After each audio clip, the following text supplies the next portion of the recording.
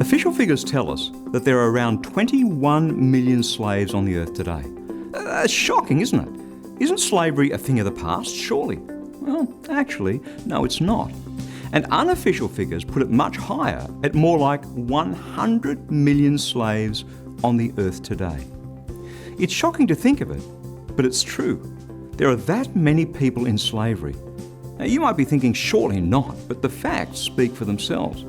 And let me bring this even closer to home. I wonder whether you'd consider yourself as someone who, at least to some extent, is a person in slavery, a person in bondage. Have a listen to this interesting exchange between Jesus and some of the Jews, God's own people, men and women who considered themselves to be free. John chapter 8, verses 31 to 36.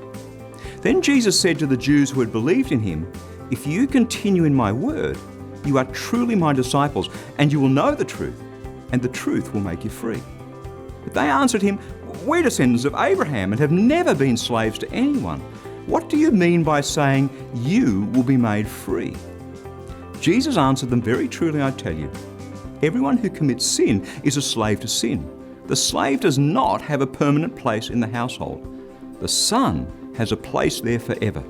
So if the Son makes you free, you will be free indeed." Perhaps you've heard part of that quoted before, that Jesus came to set you free. But it's interesting how the Jews of the day, in a sense, took offence at that when Jesus said it. "Oh, we're not slaves," they responded indignantly. "Sure you are," said Jesus. "You're slaves to sin, and that's what I've come to set you free from."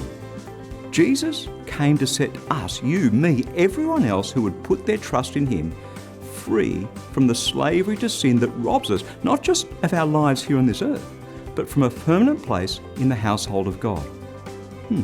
I wonder, what sin is robbing you, enslaving you, keeping you from being all that you can be, all that God made you to be?